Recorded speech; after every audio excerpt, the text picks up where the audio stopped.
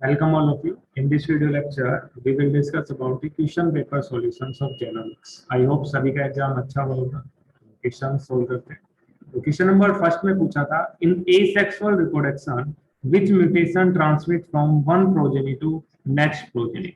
एक प्रोजेनी से next progeny कौन सी म्यूटेशन ट्रांसफर होती है? ऑप्शन ए में दिया हुआ है सोमैटिक म्यूटेशन, बी में है जर्मिनल म्यूटेशन, सी में है बोथ ए एंड बी और डी में आपका नन ऑफ द अबव. तो आपके एसेक्सुअल रिप्रोडक्शन में जो म्यूटेशन ट्रांसफर होती है आपके one progeny to next progeny वो होती है आपकी सोमैटिक म्यूटेशन. तो इसका राइट ऑप्शन है ऑप्शन ए सोमैटिक म्यूटेशन. अगर हम सेक्सुअल रिप्रोडक्शन की बात करते हैं तो सेक्सुअल रिप्रोडक्शन में जो म्यूटेशन ट्रांसफर होते हैं तब राइट आंसर क्या होता है आपका ऑप्शन बी जर्मिनल म्यूटेशन. तो एसेक्सुअल रिप्रोडक्शन में जो आपकी ट्रांसमिट होती है वो होती है आपकी सोमैटिक म्यूटेशन.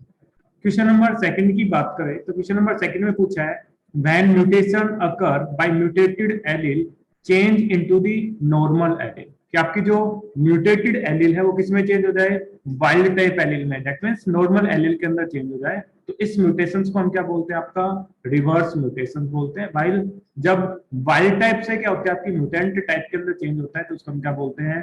फॉरवर्ड म्यूटेशन बोलते हैं. बट क्वेश्चन में पूछा गया है कि म्यूटेंट से किस में चेंज हो रहा है? वाइल्ड टाइप में चेंज हो रहा है तो इसको हम क्या बोलते हैं? रिवर्स म्यूटेशन बोलते हैं. तो क्वेश्चन नंबर सेकंड का राइट आंसर है option B reverse mutation. Question number third की बात करें तो इसमें पूछा है फैक्टर्स और agent causing mutation is known as. उन फैक्टर्स को उन एजेंट को हम क्या कहेंगे जो आपकी म्यूटेशंस काज करते हैं? तो उनको हम क्या बोलते हैं? म्यूटाजन बोलते हैं. ठीक है. तो कार्सिनोजन और ऑन्कोजन तो क्या करता है आपके कैंसर काजिंग एजेंट को बोलते हैं. म्यूटेशन काजिंग एजेंट को हम क्या बोलते हैं? म्यूटाजन बोलते हैं. तो राइट ऑप्शन है आपका ऑप्शन सी.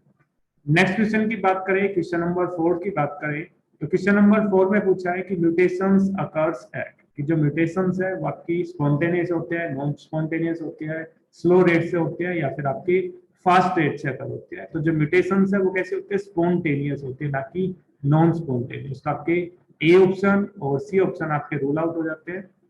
सेकंड हमने बताया था कि जो म्यूटेशंस का जो रेट होता है वो कैसा होता है? स्लो रेट से क्या होती है आपकी अकर होती है ना कि फास्ट रेट से. तो म्यूटेशंस आपकी स्पॉन्टेनियस होती है वाइल इनका जो रेट होता है वो कैसा होता है? आपका स्लो रेट से अकर होते हैं. तो राइट ऑप्शन है आपका ऑप्शन डी. क्वेश्चन नंबर 5 की बात करें तो इसमें पूछा है कि when mutation cause death of the old individuals are known as. अगर म्यूटेशन के कारण क्या हो आपकी डेथ अकर हो तो उस म्यूटेशंस को हम क्या बोलते हैं? लीथल म्यूटेशन बोलते हैं. तो डेथ काजिंग जो म्यूटेशन होते हैं उनको हम क्या बोलते हैं? लीथल. तो राइट आंसर है ऑप्शन बी लीथल म्यूटेशन.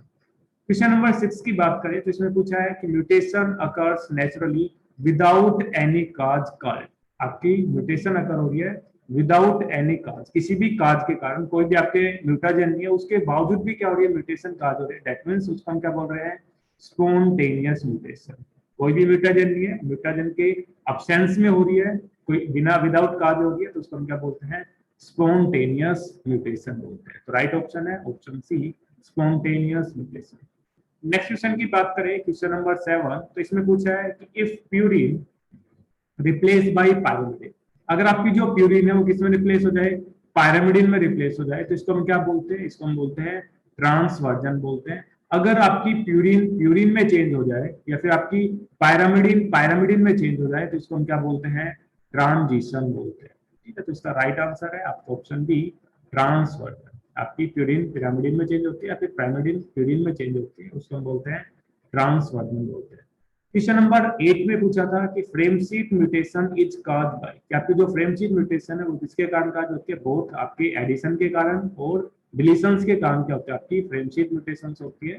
तो आपका राइट आंसर है option C both A and B. ठीक है.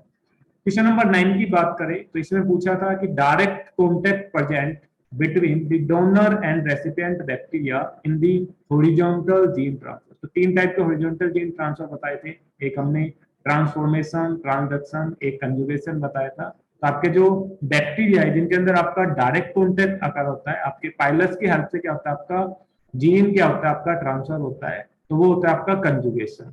ठीक है. तो राइट ऑप्शन है इसके अंदर कंजुगेशन. जो आपका होरिजोनटल जीन ट्रांसफर है उसके अंदर क्या होता है? आपका डायरेक्ट कॉन्टैक्ट क्या होता है? आपका अकर्स होता है. क्वेश्चन नंबर 10 की बात करें तो इसमें पूछा है which type of horizontal gene transfer is DNA sensitive, that means जिसके अंदर डीएनए क्या होगा आपका फ्री ट्रांसफर हो, उसके अंदर क्या होगा वो डीएनए क्या होगा आपका सेंसिटिव होगा। दैट मींस आपका जो ट्रांसफॉर्मेशन जो होता है उसके अंदर क्या होता है, आपके नेक्ड डीएनए क्या होता है, ट्रांसफर होता है एक बैक्टीरियल सेल से अनदर बैक्टीरियल सेल में। तो आपका ऑप्शन ए क्या होगा आपका राइट होगा, ट्रांसफॉर्मेशन। ट्रांजेक्शन की बात करें तो इसमें आपके जो वायरस है उनकी हेल्प से क्या होता है, जीन ट्रांसफर होता है। वाइल कंजुगेशन की बात करें तो कंजुगेशन में क्या होता है, आपका पाइलस सेक्स डक्ट की हेल्प से क्या होता है, आपका जीन ट्रांसफर होता है। तो आपके ट्रांसफॉर्मेशन जो हॉरिजॉन्टल जीन ट्रांसफर होता है वो आपके डीएनए सेंसिटिव होता है। ट्रांसपोजन्स तो आपके ट्रांसपोजेबल एलिमेंट्स का टाइप है। तो क्वेश्चन नंबर 10 का राइट आंसर है ऑप्शन ए, ट्रांसफॉर्मेशन। नेक्स्ट क्वेश्चन की बात करें, क्वेश्चन नंबर 11 की बात करें तो क्वेश्चन नंबर 11 में पूछा गया था कि in the presence of AC element DSH, आपका जो डीएस एलिमेंट्स है नॉर्मली कैसा होता है, आपका नॉन ऑटोनोमस होता है, but in the presence of AC ये कैसा होता है, आपका ऑटोनोमस होता है। तो राइट आंसर है आपका option A, autonomous. Question number 12 की बात करें तो इसमें पूछा है कि आपका जो एलटीआर रिट्रो ट्रांसपोजोम है इसको हम ऑल्सो नोन है, हमें किस नाम से जानते हैं, इनको हम वायरल रिट्रो ट्रांसपोजोम के नाम से जानते हैं। While non LTR retro transposon को हम नॉन वायरल रिट्रो ट्रांसपोजोम के नाम से जानते हैं। तो राइट आंसर आपका option B, viral retrotransposon. Question number 13 की बात करें तो इसमें पूछा है कि पी एलिमेंट्स प्रेजेंट इन, तो पी एलिमेंट्स कहां पे प्रेजेंट होता है, आपका ड्रोसोफिला के अंदर प्रेजेंट होता है। ड्रोसोफिला कैसे आपका यूकैरियोट्स है, तो दैट मींस इसका राइट आंसर है आपका बोथ बी एंड सी। आपके यूकैरियोट्स और ड्रोसोफिला के अंदर क्या होता है, आपके पी एलिमेंट्स प्रेजेंट होता है, और प्रेजेंट किस यूकैरियोट्स में होता है, ड्रोसोफिला के अंदर क्या होता है, प्रेजेंट होता है। नेक्स्ट क्वेश्चन की बात करें, क्वेश्चन नंबर 14 की बात करें तो क्वेश्चन नंबर 14 में पूछा है कि which agent is called hybrid dysgenesis, तो आपके जो हाइब्रिड जो डिसजेनेसिस है वो कौन सा एजेंट काज करता है, आपका पी एलिमेंट क्या करता है, काज करता है। क्वेश्चन नंबर 15 में पूछा था कि ऑर्गेनेली जीनोम प्रेजेंट इन, तो दो टाइप के जीनोम होते हैं, एक आपका ऑर्गेनल जीनोम होता है, एक आपका न्यूक्लियर जीनोम होता है। तो nuclear genome inside the nucleus present होता है, वाइल ऑर्गेनल जो जीनोम्स होता है वो आपकी दो ऑर्गेनेलीज के अंदर प्रेजेंट होता है, एक आपकी क्लोरोप्लास्ट में प्रेजेंट होता है, एक आपके माइटोकॉन्ड्रिया के अंदर प्रेजेंट होता है। तो जो क्लोरोप्लास्ट है ये आपके प्लांट सेल्स के अंदर प्रेजेंट होता है, और एनिमल सेल्स के अंदर क्या होता है, आपका माइटोकॉन्ड्रिया प्रेजेंट होता है। दैट्स व्हाई इसका राइट आंसर है option D, both B and C. आपके एनिमल सेल्स के अंदर भी प्रेजेंट होता है, और आपकी प्लांट सेल्स के अंदर भी क्या होता है, ऑर्गेनल जीनोम प्रेजेंट होता है। क्वेश्चन नंबर 16 में पूछा है कि नॉन कोडिंग रीजन जो होता है डीएनए का उसको हम क्या बोलते हैं, तो कोडिंग रीजन को हम क्या बोलते हैं, एक्सॉन बोलते हैं, और जो नॉन कोडिंग जो रीजन होते हैं उसको हम क्या बोलते हैं, इंट्रॉन बोलते हैं। तो राइट आंसर आपका ए, इंट्रॉन। क्वेश्चन नंबर 17 की बात करें तो इसमें पूछा है कि लार्जेस्ट जो जीन होता है ह्यूमन के अंदर वो कौन सा होता है, तो आपका डिस्ट्रोफिन जो जीन है वो कैसा होता है, आपका लार्जेस्ट जीन होता है ह्यूमन के इनसाइड। तो राइट आंसर है आपका ए। नेक्स्ट क्वेश्चन की बात करें, क्वेश्चन नंबर 18 की बात करें तो क्वेश्चन नंबर 18 में पूछा था कि on the basis of cell sufficiency transposable elements are, तो सेल सफिशिएंसी के बेसिस पे जो ट्रांसपोजेबल एलिमेंट है ये आपके दो टाइप के होते हैं, एक आपके ट्रांसपोजोन्स होते हैं और सेकंड कौन से होते हैं, आपके रेट्रो ट्रांसपोजोन होते हैं। ट्रांसपोजोन्स को हम क्या बोलते हैं, टाइप 2 एलिमेंट्स बोलते हैं, वाइल रेट्रो ट्रांसपोजोन्स को हम क्या बोलते हैं, टाइप 1 एलिमेंट्स के नाम से जानते हैं। तो राइट आंसर है आपका ऑप्शन ए। क्वेश्चन नंबर 19 की बात करें तो इसमें पूछा है कि आपका जो ह्यूमन जीनोम प्रोजेक्ट है gave a new area of in biology called as, उन्होंने क्या किया, एक न्यू एरिया डेवलप किया बायोलॉजी के अंदर जिसको हम बायो इन्फॉर्मेटिक के नाम से जानते हैं। तो राइट आंसर है option C, bio informatic. Question number 20 की बात करें तो इसमें पूछा है कि the function of enzyme DNA ligase, तो डीएनए लाइगेज क्या करता है, लास्ट में जो गैप होता है उसको फिल करने का काम करता है। तो इसका ऑप्शन ए राइट है, फिल दी गैप, क्या करता है, गैप को क्या करता है, फिल करता है, जो निक लेफ्ट रह जाता है डीएनए पॉलीमरेज से उसको क्या करता है, फिल करने का काम करता है। क्वेश्चन नंबर 21 की बात करें तो इसमें पूछा है कि amount of DNA present in the genome is called, एक कितनी अमाउंट ऑफ डीएनए प्रेजेंट है जीनोम के अंदर उसको हम क्या बोलते हैं, सी वैल्यू बोलते हैं। ठीक है, इसके अलावा एक सी वैल्यू पैराडॉक्स भी होता है जिसमें कि जो अमाउंट ऑफ डीएनए है वो आपके हायर यूकेरियोट्स में और लोअर यूकेरियोट्स के अंदर उनका जो प्रोपोर्शंस है, उनका जो लेक ऑफ कोरिलेशन है, उसको हम क्या बोलते हैं? सी वैल्यू पैराडॉक्स बोलते हैं। क्या बोलते हैं उसको हम? सी वैल्यू पैराडॉक्स के नाम से जानते हैं। Lack of correlation between genome of higher eukaryotes and lower eukaryotes, उसको हम क्या बोलते हैं? सी वैल्यू पैराडॉक्स बोलते हैं। वाइल आपका जो डीएनए कितनी अमाउंट प्रेजेंट है, उसको हम क्या बोलते हैं? कि कितना उसके अंदर जीनोम है, जीनोम के अंदर डीएनए कितना है, उसको हम क्या बोलते हैं? उसकी सी वैल्यू बोलते हैं। क्वेश्चन नंबर 22 की बात करें तो इसमें पूछा था कि which of the following was a goal of human genome project.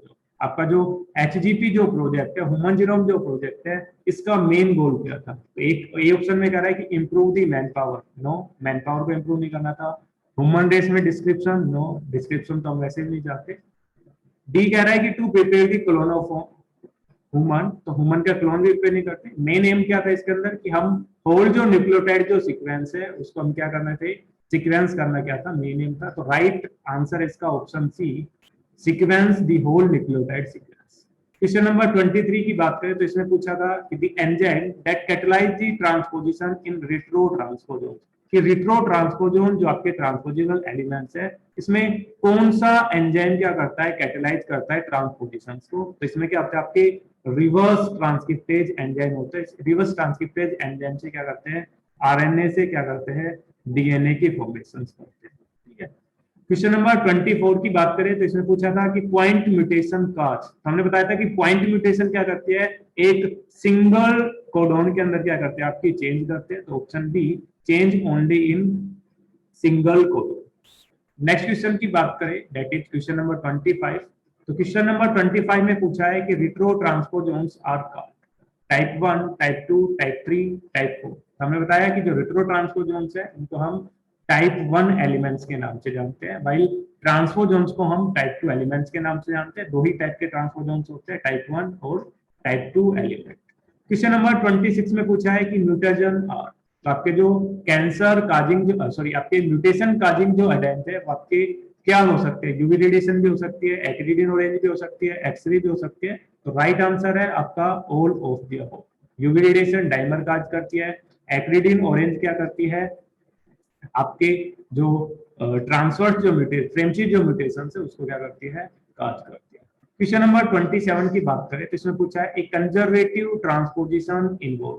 Conservative में क्या होता है? जो कांस्टेंट है, जीनोम है, वो क्या होता है? रिमेन कांस्टेंट रहता है। कंजर्वेटिव ट्रांसपोजन के अंदर क्या होता है? आपका only cut and paste mechanism होता है, जिसके कारण जो ट्रांसपोजिबल जीनोम है, वो कैसा होता है? आपका कंजर्वेटिव होता है।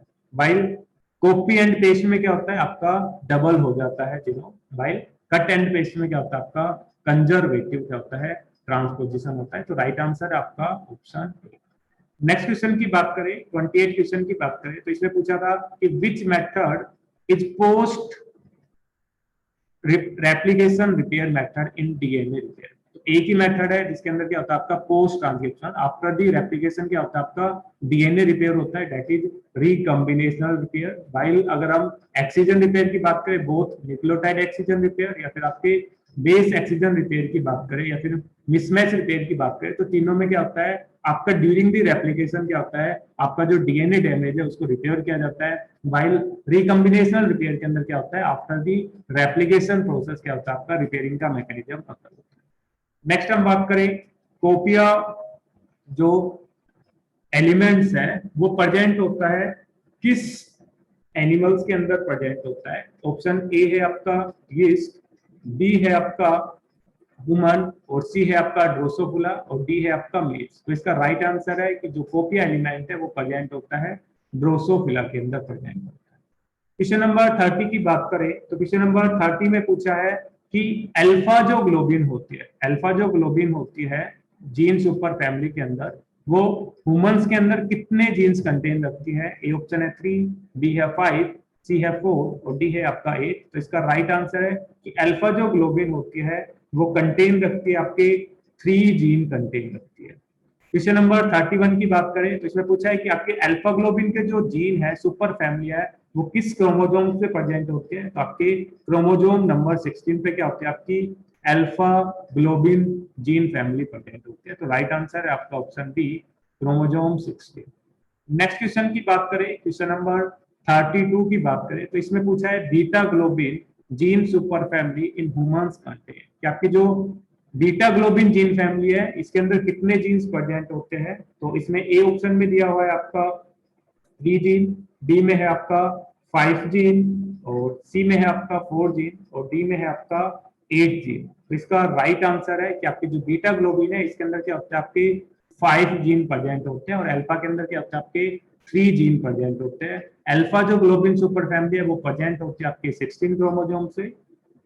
वाइल क्वेश्चन नंबर 33 में पूछा है कि beta globin gene super family present in किस क्रोमोसोम्स पे प्रेजेंट होती है। तो ये आपके क्रोमोसोम नंबर 11 पे प्रेजेंट होती है, वाइल बीटा ग्लोबिन फैमिली आपकी प्रेजेंट थी 16 क्रोमोसोम पे। तो क्वेश्चन नंबर 33 का राइट आंसर है आपका option C, chromosome number 11।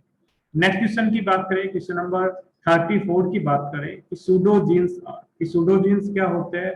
Functional copy of a gene, non functional copy of a gene, common feature of multigene family, और डी ऑप्शन है आपका बोथ बी एंड सी। तो सूडोजीन्स क्या होते हैं, नॉन फंक्शनल कॉपी होती है जीन की, दैट्स व्हाई इनको हम क्या बोल रहे हैं सूडो। सूडो का मतलब होता है फॉल्स। तो आपकी जीन की कॉपी है बट कैसी है, नॉन फंक्शनल होती है। और ये जो नॉन फंक्शनल जो जीन है सूडो जो जीन से, ये आपके कॉमन फीचर्स होते हैं मल्टी जीन सुपर फैमिली का। तो राइट आंसर इसका option D, both B and C. Question number 35 की बात करें तो इसमें पूछा है कि ह्यूमन जीनोम हैज अबाउट कि ह्यूमन जीनोम के अंदर कितने जीन प्रेजेंट होते हैं अप्रोक्सीमेटली। तो इसके अंदर आपके 30,000 क्या होते हैं आपके जीन प्रेजेंट होते हैं। तो राइट ऑप्शन है आपका ऑप्शन सी, 30,000 क्या होते हैं आपके जीन्स प्रेजेंट होते हैं। क्वेश्चन नंबर 36 की बात करें तो इसमें पूछा है कि इंटरप्ट मेटिंग एक्सपेरिमेंट है जिसके हेल्प से हम बैक्टीरिया के अंदर क्या क्या फाइंड कर सकते हैं। ए है जीन ऑर्डर, बी है जीन सीक्वेंस, सी है डिस्टेंस बिटवीन जीन। तो हम ऑल जीन ऑर्डर को भी डिटेक्ट कर सकते हैं, जीन सीक्वेंस को भी डिटेक्ट कर सकते हैं, और दो जीन के बीच में डिस्टेंस कितना है वो भी हम क्या कर सकते हैं, हम डिस्कस डिटेक्ट कर सकते हैं। तो आपका राइट ऑप्शन है option D, all of the above. Question number 37 की बात करें तो क्वेश्चन नंबर 37 में पूछा है कि प्रोकैरियोटिक जीनोम्स तो प्रोकैरियोटिक जो जीनोम्स होता है वो कैसा होता है आपका सर्कुलर होता है, मोस्टली कैसा होता है सर्कुलर होता है। 37 का राइट आंसर है आपका ऑप्शन ए। नेक्स्ट क्वेश्चन की बात करें क्वेश्चन नंबर 38, तो क्वेश्चन नंबर 38 में पूछा है कि इन म्यूटेशन नोमेनक्लेचर इनडेल रिप्रेजेंट कि आपका इनडेल क्या रिप्रेजेंट कर रहा है। इनका मतलब होता है इंसर्शन, डेल का मतलब होता है डिलीशन। तो आपका इंसर्शन और deletion both A and B, but indel क्या रिप्रेजेंट करता है आपका डिलीशन फॉलोड बाय इंसर्शन कि पहले इंसर्शन ओकर हुआ उसके बाद क्या हुआ आपका डिलीशन अकर हुआ। तो बेस्ट रिप्रेजेंटेशन है आपका डिलीशन फॉलोड बाय इंसर्शन। तो राइट आंसर आपका ऑप्शन डी। क्वेश्चन नंबर 39 की बात करें तो इसमें पूछा है कि 76 से 78 क्या हुआ आपका डेल एसीटी, ये क्या रिप्रेजेंट करता है। तो 76 78 दैट मींस आपके 3 न्यूक्लियोटाइड क्या हुए आपके डेल मींस डिलीट हुए, डिलीशन सर्कल हुआ है। तो ऑप्शन बी में जो है कि आपका डिलीशन हुआ है, deletion of ACT nucleotide from 76 to 78। तो राइट आंसर आपका ऑप्शन बी, इसमें डिलीशंस को रिप्रेजेंट कर रहा है आपका कि आपका एसीटी न्यूक्लियोटाइड है वो आपके डिलीट हो गए 76 से 78 नंबर पे। क्वेश्चन नंबर 40 में पूछा है कि ए range of affective residue is indicated by, तो आपकी जो रेंज है अफेक्टिव रेजिड्यू की वो आपकी रिप्रेजेंट की जाती है बाय अंडरकोर। ठीक, अंडरकोर जो कैरेक्टर है उससे क्या करते हैं हम रिप्रेजेंट करते हैं आपकी रेंज ऑफ म्यूटेशन को। जैसे 76 से 78 तो आपकी रेंज को रिप्रेजेंट करते हैं हम अंडरकोर से क्या करते हैं रिप्रेजेंट करते हैं। तो राइट आंसर आपका बी। Thank you.